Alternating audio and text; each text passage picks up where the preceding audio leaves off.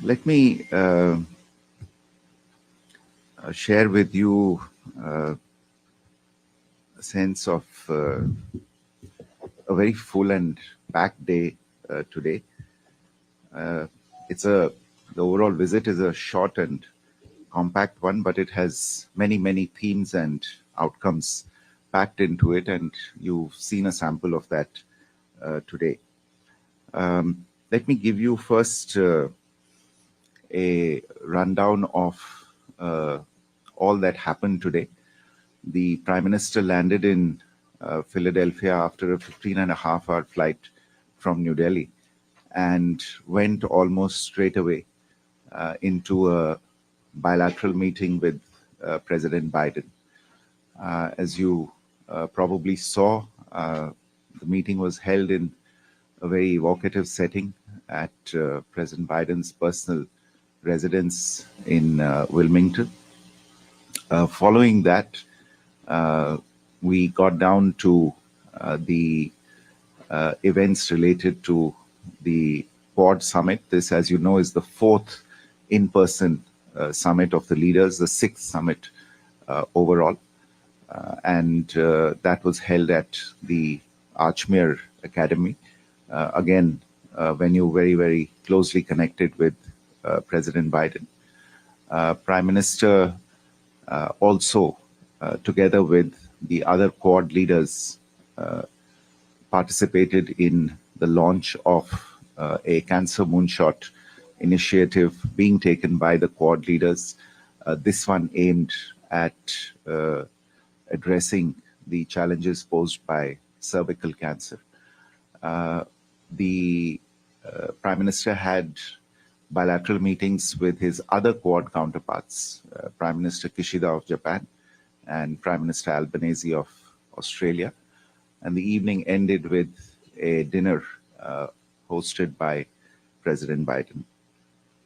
Now, some of you might recall that in my pre-visit briefing in New Delhi, I had referred to this visit having multiple themes in terms of the formats that it would cover and the messages that it was seeking to flag and underline.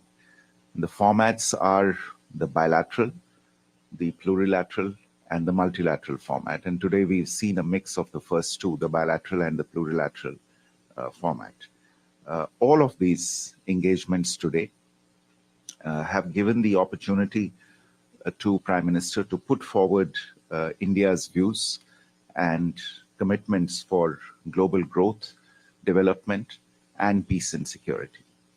His, if I can give you also, in a sense, the overarching themes that have been reflected in across the multiple meetings, because we can get into separate meetings if you wish, but the overall messages that have come through in all of his engagements have been India's emphasis on minimizing conflict and division, leveraging our democratic values even as we pursue our development objectives, and highlighting the role of technology and the digital revolution in ushering in good governance. Essentially, to turn the disruptive features of technology to good ends. In the bilateral meetings today, all these themes found reflection in the interactions with the other leaders. With the United States, I would point to a very special feature of that bilateral meeting, which was the return of nearly 300 antiquities to India. So here we were talking not just about Vikas, but also about Virasat. In the plurilateral meetings today, which was the Quad-related engagements, Prime Minister underlined India's approach of cooperation, contact, and engagement for growth with a variety of partners in the Indo-Pacific. It was striking to hear the other Quad leaders acknowledge India's actions and also at the same time hear their expectations of India.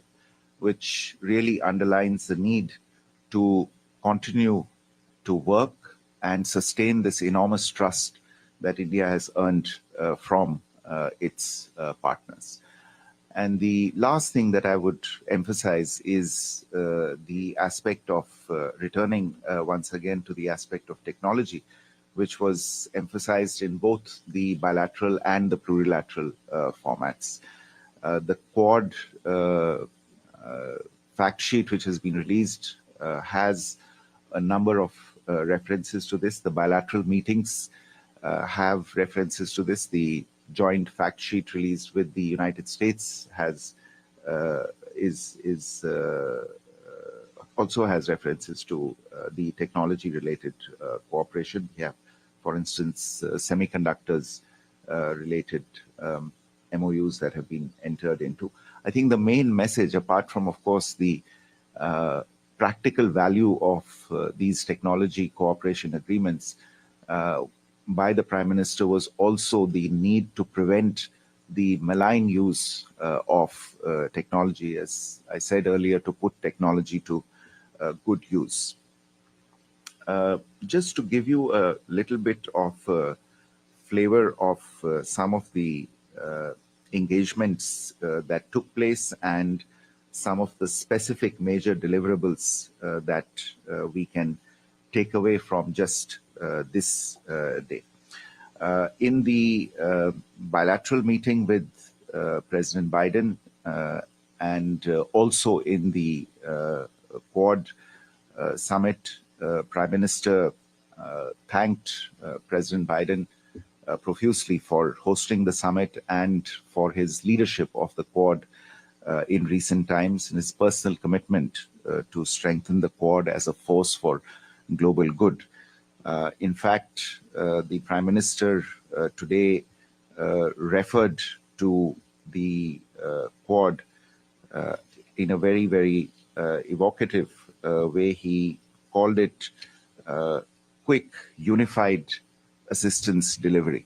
And the other members of the Quad, in fact, said that they finally understood what Quad really signified and stood for.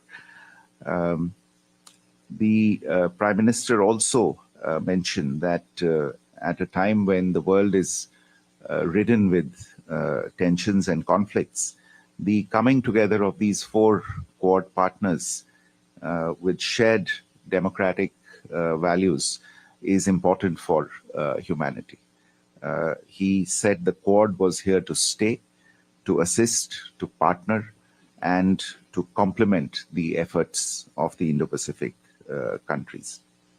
The leaders took stock of the progress that had been achieved by the Quad over the last 1 year and set forth an ambitious agenda for the next year. And as you all know, India will be hosting the Quad Summit in 2025.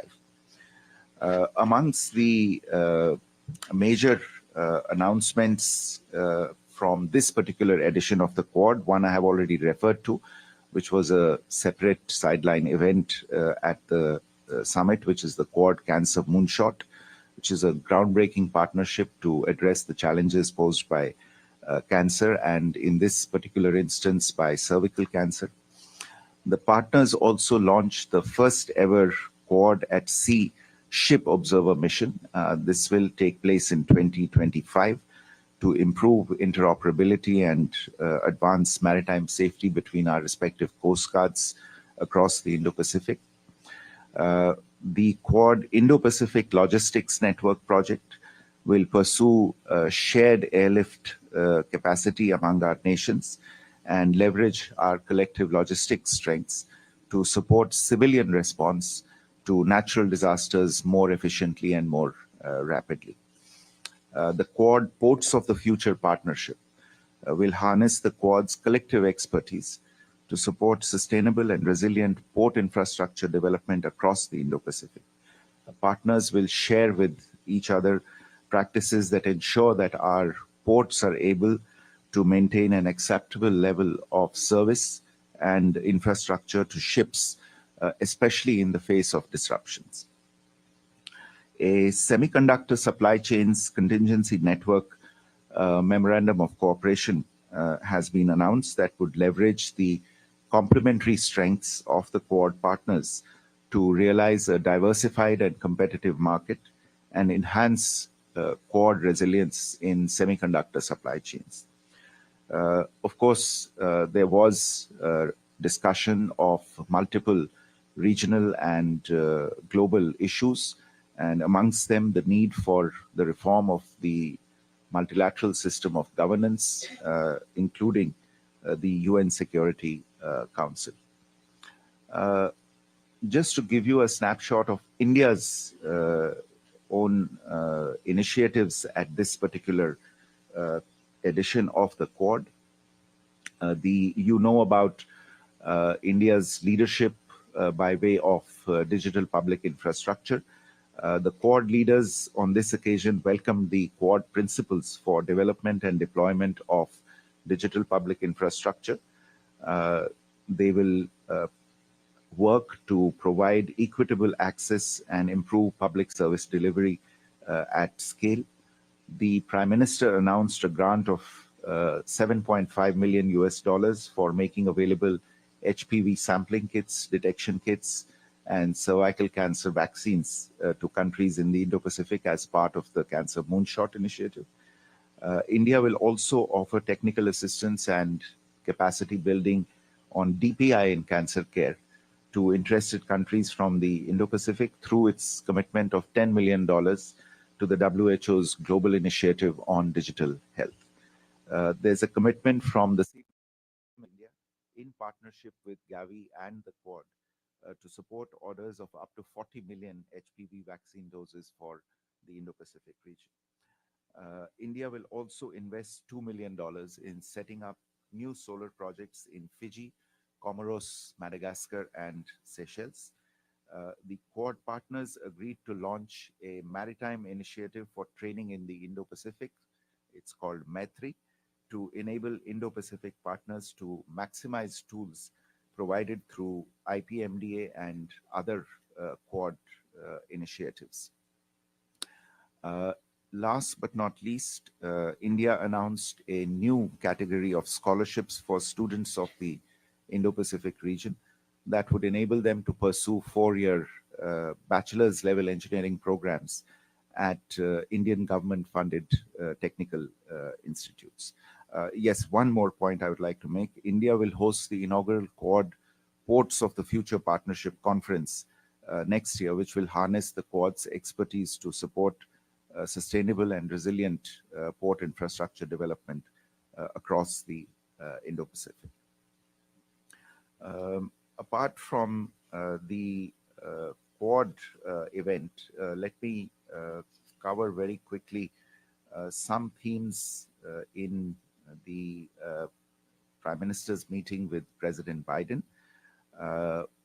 As I had previewed in my briefing earlier this week, both sides on the occasion of this meeting exchanged agreements pertaining to the deposit of the instruments of ratification for Pillar 3 and Pillar 4 of the IPEF and the overarching agreement thereof. Foreign Minister Dr. Jaishankar and Secretary of State Tony Blinken also exchanged the agreement pertaining to a bilateral drug policy framework and the accompanying MOU. During the meeting itself, both sides discussed at length the ever-expanding agenda of the India-US Comprehensive Global Strategic Partnership, which has left no aspect of human endeavor untouched. They discussed ongoing cooperation in technology, in clean energy, in space, our engagement in defense and security, and of course the regional and global situation. Prime Minister thanked President Biden for his pioneering role in strengthening the India-US partnership over the last 4 years. In particular, he highlighted President Biden's legacy initiative of the initiative on critical and emerging technologies. There is a joint fact sheet that has been released with regard to the India-US part of it. I'm sure all of you have it, so I won't go into the details of the fact sheet. I just flag a few. For instance, the US-India roadmap to build safe and secure global clean energy supply chains. Under this, the United States has agreed to leverage nearly $1 billion in multilateral IBRD funding guarantees. This is to accelerate the expansion of safe and secure clean energy supply chains through US and Indian manufacturing of clean energy technologies and components. The leaders also welcomed progress between India's National Investment and Infrastructure Fund and the US International Development Finance Corporation to provide up to $500 million each to anchor the Green Transition Fund, as well as encourage private sector investors to match these efforts. President Biden welcomed India's decision to set a uniform GST of 5% on the MRO sector, and we welcomed commitments from US industry to further increase India's MRO capabilities for the repair of aircraft and other platforms. Just let me give you a brief snapshot of the Prime Minister's two other meetings with Prime Minister Kishida and Prime Minister Albanese. With Prime Minister Kishida, as you are aware, it was in the nature of a farewell meeting given the party elections that are scheduled later this month in Japan. Prime Minister appreciated in a very fulsome fashion the contribution to the bilateral relationship that has been made by Prime Minister Kishida. Next year is also the 10th anniversary of the India-Japan Special Strategic and Global Partnership, and it was agreed that this should be marked in an appropriate fashion. The two sides discussed economic cooperation and the progress of investment under the 5 trillion yen investment program that Japan has announced. Cooperation on semiconductors and the setting up of Japanese industrial centers in India was discussed, and there was also reference to the growing defense cooperation as well as people-to-people exchanges between the two countries. With Prime Minister Albanese, 2025 also happens to be the 5th anniversary of the comprehensive strategic partnership between India and Australia.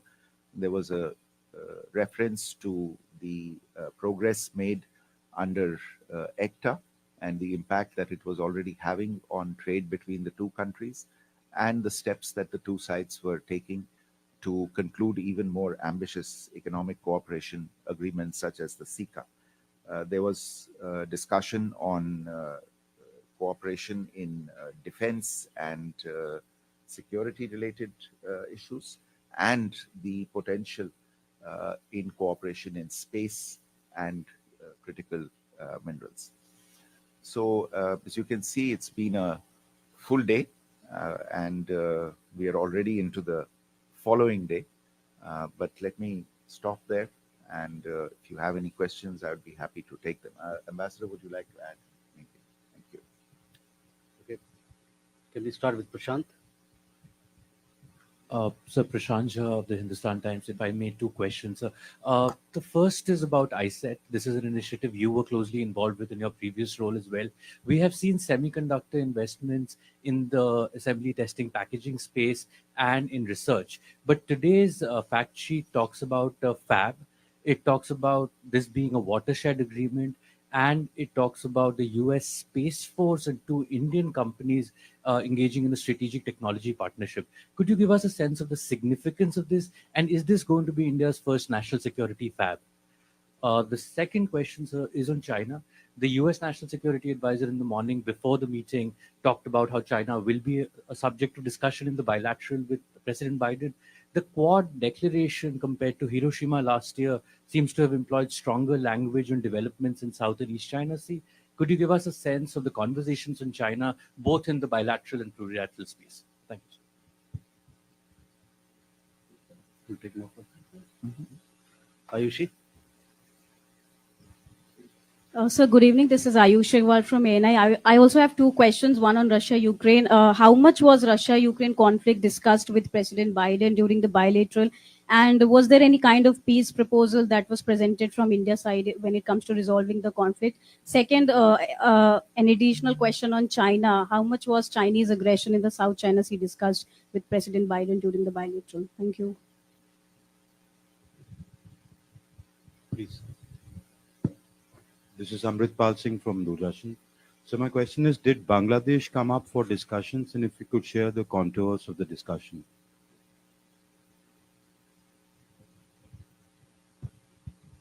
Sir, मैं Krishna Mohan Sharma, Bharat express से। दो सवाल है। एक सवाल जो आपने कहा कि माइक्रो टेक्नोलॉजी का इस्तेमाल ह्यूमन डिस्ट्रक्शन के लिए किया जा रहा है, इस पे थोड़ा सा लाइट डालें। और दूसरा, पूरे मीडिया में एक र्यूमर कहें या जो कि कुछ भी कह लें कि ट्रंप साहब की प्राइम मिनिस्टर से मुलाकात हो पाएगी या नहीं हो पाएगी, कोई शेड्यूल है या नहीं? Okay. Let me take those questions. I think, Prashant, your question about the new fab-related announcement that's been made in this joint fact sheet between India and the United States. As you know, this company, the Indian company in this case, Third Eye Tech, is a pioneering company, and it's been working for the last few years in close cooperation with Government of India entities as well as with US entities. In this case, as you have pointed out, there is a partnership between Third Eye Tech, Bharat Semi, and the US Space Force. And this is a different fab in the sense that this has been established with the objective of manufacturing infrared, gallium nitride, and silicon carbide semiconductors. And it will be supported by the Indian Semiconductor Mission as well as the Strategic Technology Partnership. I think what this represents is the increasing and very substantial design as well as manufacturing capacities that are latent in India's semiconductor sector. We have always been known as a repository of design talent insofar as semiconductors are concerned, but this shows that we are breaking out into the fabrication part of it, and with the right support, the right incentives, and the right access to technology and partnerships from abroad, Indian startups can actually make a global mark. Now, in this case, obviously there are national security elements involved on both sides. There will be applications of the products in national security areas. Whether you can call it a national security fab, I will leave the labeling and the adjectives to you. But yes, I would say that this is an enormously encouraging development, and we are sure that there are many more such startups that are capable of reproducing what these companies involved in this particular venture have done. I think a lot of you have, in your questions, have wanted to know about the content of the discussions and have pointed to specific countries or situations insofar as the Quad discussions as well as the bilateral discussions are concerned. Look, I think I should make it clear that these discussions are, by their very nature, all-encompassing discussions when either two leaders meet or the four leaders of the Quad meet. So all subjects are up for discussion. Perhaps some receive more emphasis than others, but all subjects are open for discussion. Different leaders in the Quad bring emphasis to different aspects, and that is what brings a certain amount of uniqueness to Quad as well. I will not go into who said what, because these are, in a sense, privileged discussions, but you get a sense of the areas in which there is commonality of views by going through the declaration that was issued at the conclusion of the summit. Insofar as this specific question of a peace proposal related to the Russia-Ukraine conflict is concerned, I think I had answered a similar question in the pre-visit briefing in New Delhi as well. I want to again underline that we are involved in a set of ongoing conversations with interlocutors on all sides. It is obviously the people see value in India's engagement in these conversations, and we are able to talk to multiple interlocutors. And this is not something that is going to have an outcome in the present stage, because there is still quite a bit of work that remains to be done. As and when there is something in the nature of what you have suggested, we will come back to you. But at the moment, these are very important conversations that are going on with multiple people on all sides of this conflict. You mentioned whether there was a question on whether there was a reference to Bangladesh in the discussions. Look, as I said, these discussions cover subjects that are in the region. They may be of bilateral interest to one party or the other, but they do have significance beyond the region as well. And in this context, a number of situations came up for discussion. Bangladesh also figured in the discussions, and there was an exchange of views with regard to the situation there. आपका सवाल था कि जब मैंने वर्णन किया कि technology और उसका जो डिस्रप्टिव या डिस्ट्रक्टिव रेफरेंस था, उसका तात्पर्य क्या था। देखिए, जो ये एक थीम प्रधानमंत्री जी ने अपनी मीटिंग्स में इसके बारे में जब उन्होंने वर्णन किया, तो इसका मतलब ये है कि हमने इतिहास में देखा है कि टेक्नोलॉजी का उपयोग भी हो सकता है और उसका बड़ा भयंकर दुरुपयोग भी हो सकता है। और अब मैं आपको पहले विश्व युद्ध या दूसरे विश्व युद्ध और वो विश्व युद्ध समाप्त कैसे हुए इसके इतिहास में नहीं ले जाना चाहता, और आप जानकार हैं और समझदार हैं तो आप समझ रहे होंगे मैं क्या कह रहा हूं। लेकिन आज हम फिर से एक बार इस मोड़ पे आके खड़े हुए हैं जहां पे दिन ब दिन नई नई टेक्नोलॉजीज आ रही हैं, और इन सभी टेक्नोलॉजीज के ड्यूअल यूजेस हैं, इनके मिलिट्री यूजेस भी हैं और बहुत खतरनाक मिलिट्री यूजेस हो सकते हैं। और टेक्नोलॉजी के डिसरप्टिव या डेंजरस यूजेस को कंट्रोल करना और उसको एक कंस्ट्रक्टिव दिशा में ले जाना, यही तात्पर्य था जो प्रधानमंत्री जी की कुछ रेफरेंसेस रही हैं अपनी मीटिंग्स में। जैसे आप अगर डेटा या डिजिटल टेक्नोलॉजी को ले लीजिए, तो डिजिटल टेक्नोलॉजी का दुरुपयोग भी किया जा सकता है वेपन प्लेटफॉर्म्स में उसका इस्तेमाल करके, लेकिन डिजिटल टेक्नोलॉजी का सदुपयोग भी किया जा सकता है जैसे डिजिटल पब्लिक इंफ्रास्ट्रक्चर के माध्यम से। तो यही कहने का तात्पर्य था कि हम इसको एक कंस्ट्रक्टिव और प्रोडक्टिव तरीके से इस्तेमाल करें, ना कि डिस्ट्रक्टिव दिशा में इसको ले जाएं। और अपने मीटिंग के बारे में पूछा है, मैंने पहले भी कहा था, आज हम सवेरे से जब से आए हैं तब से एक मीटिंग से दूसरी मीटिंग में जा रहे हैं। जब भी मीटिंग्स फिक्स हो जाएंगी, और कल की मीटिंग्स के बारे में भी अभी भी जब हम यहाँ आ रहे थे तो इसी के बारे में बात कर रहे थे कि कौन कौन सी मीटिंग्स कब फिक्स होंगी। तो जैसे मीटिंग्स के बारे में पता चलता रहेगा आपको बताते रहेंगे। Manish. Manish Chand, India Rights Network. Foreign Secretary, I'm talking about the positioning and branding of Quad as a force for global public good. Prime Minister in his statement also said that not directed against any third country.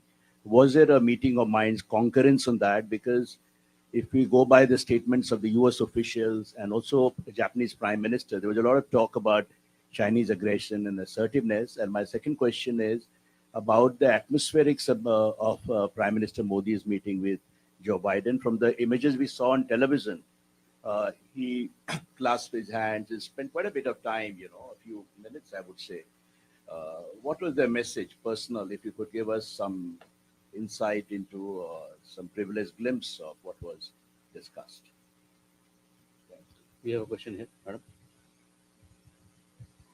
नमस्कार, मैं सर्जना शर्मा हूँ सनमार्ग से। Sir, अगली बार जब नई दिल्ली में बैठक होगी 25 में, तो दो नेता नहीं होंगे, जापान के प्रधानमंत्री और अमेरिका के राष्ट्रपति। तो उन्होंने कोई ऐसा मेन पॉइंट या कहीं स्ट्रेस किया हो, किसी पे जोर दिया हो कि ये हम ना रहें तब भी उसके बाद ये चीजें आगे बढ़नी चाहिए?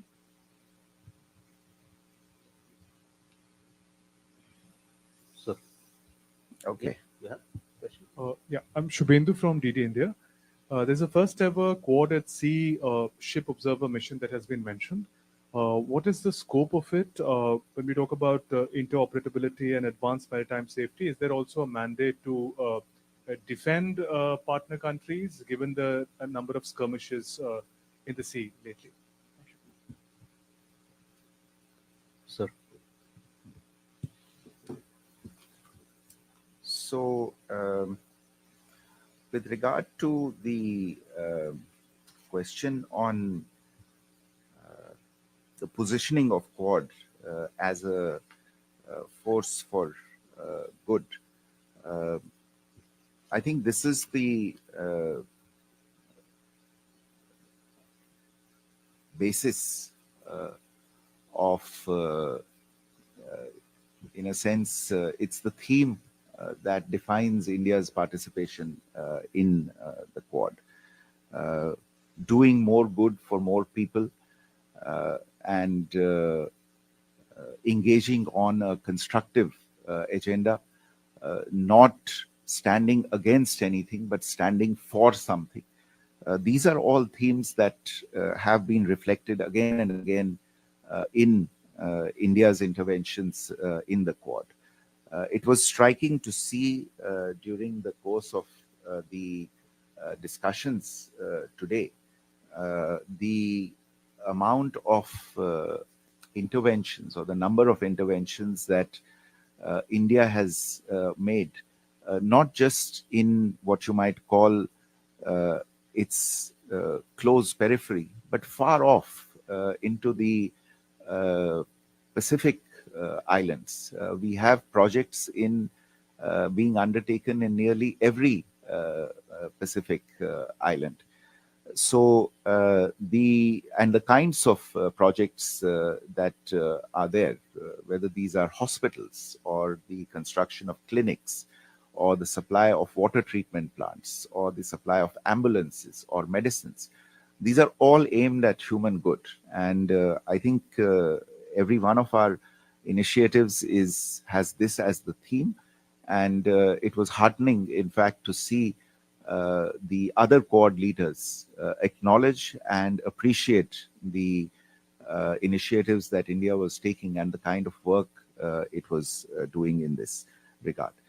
As to the atmosphere in the meeting with President Biden, As I said earlier as well, it was indeed an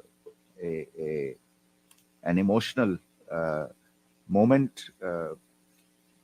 Prime Minister was aware of the fact that, in a sense, it was a farewell meeting with President Biden, and the fact that it was taking place at his personal residence made it all the more special.